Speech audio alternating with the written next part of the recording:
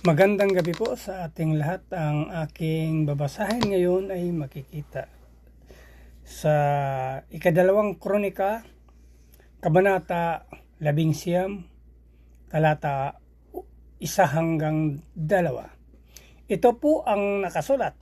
Bumalik si Jehoshaphat sa palasyo niya sa Jerusalem na ligtas. Sinalubong siya ni Propeta Jehu na anak ni Hanani at sinabi, "Bakit tinulungan mo ang masama at inibig ang napuput sa Panginoon? Dahil dito nagalit ang Panginoon sa iyo." Yun lang po. Maraming salamat. God bless. Isang mapagpalang gabi po sa ating lahat. Ngayong gabi po ang aking babasahin ay mula sa ikalawang aklat ng mga kronika, kabanata 11, talata 3 hanggang 4. Ganito po ang nakasaad sa talata 3 hanggang 4. Gayon ba'y hindi ka naman lubos na masama, sapagkat inalis mo sa lupain ang mga rebulto ng Diyos ang si Asherah, at sinikap mo ring sumunod sa Diyos. Kahit na sa Jerusalem nakatira si Jehoshaphat, pumupunta siya sa Beersheba hanggang sa kaburla ng Ephraim, upang hikayatin ang mga tao na magbalik loob kay Yahuwah, ang Diyos ng kanilang mga ninuno. Ito po ang nakasaad sa talata. Ito po ang salita ng ating Panginoon. Purihin lagi at magpasalamat sa ating amang lumikha. Amen. Isang pagpalang gabi po sa ating lahat. Ang aking pambabasahin ngayon ay mula sa libro ng ikalawang kronika, chapter 19, verses 5-6. Naglagay siya ng mga hukom sa bawat napapadirang lungsod ng Juda. Sinabi niya sa kanila, "Mag-isip muna kayo ng mabuti bago kayo humatol, dahil hindi kayo hahatol para sa tao, kundi para sa Panginoon. Siyang sa inyo sa tuwing magbibigay kayo ng hatol." Amen. God bless po. Magandang gabi po sa lahat. Ang babasahin ko po ngayon ay makikita sa 2 Chronicles chapter 19 verse 7. Gumalang kayo sa Panginoon at humatol kayo ng mabuti, dahil hindi pinapayagan ng Panginoon na ating Diyos ang kawalan ng katarungan, ang paghatol ng may kinikilingan at ang pagtanggap ng suhol. Yun lang po, purihin ng Diyos. God bless.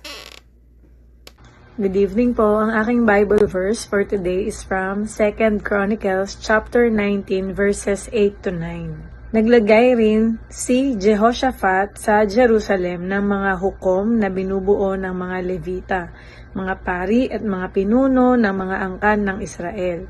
Pinili niya ang mga ito upang humatol sa mga usapin ukol sa paglabag sa mga kautusan ni Yahweh at sa mabibigat na usapin ng mga taong bayan.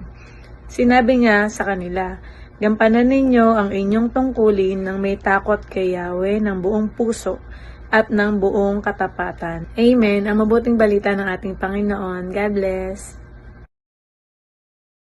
Muli po, isang mapagpalang araw po muli sa ating lahat at sa ating pong pagpapatuloy na ginagawa natin sa bawat araw, ang pagbabasa ng Biblia.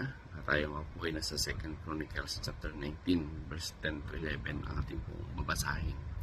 Sabi po dito, kung may kaso na dumating sa inyo mula sa mga kababayan ninyo sa kahit saan lungsod na may kinalaman sa pagpatay o paglabag sa mga utos at mga tuntunin, balaan ninyo sila na huwag magkasala sa Panginoon, dahil kung hindi, ipapataw niya ang kanyang galit sa inyo at sa kanila. Gawin niyo ito para hindi kayo magkasala.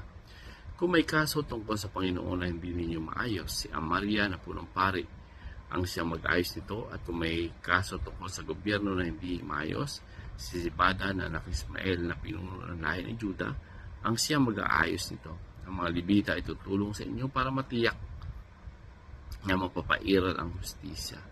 Magpakatapang kayo sa paggawa ng inyong mga tungkulin, naway samahan kayo ng Diyos ng mga taong gumagawa ng mga tuwid. So, purihin po ang Panginoon, no?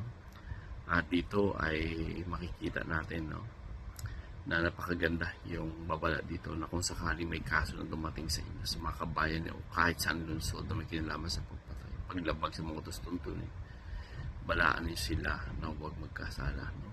So dito, na napakadabis po talaga sa buhay yung reminders, no, na kung saan binabalaan dito, no, yung mga tao na huwag magkasala sa Panginoon, no, na upang sa ganun ay hindi po magalit yung Panginoon. At dito maayos din naman na may mga tao na nilapitan tungkol si Amaria at ganoon din si Badja. So ibig sabihin may iba't ibang tungkulin, no? Ayos sa kumbaga expertise ng bawat isa. Sabi nga dito, kay Amaria lalapit kung ang kaso ay hindi maayos, no? At kung nandoon yung mga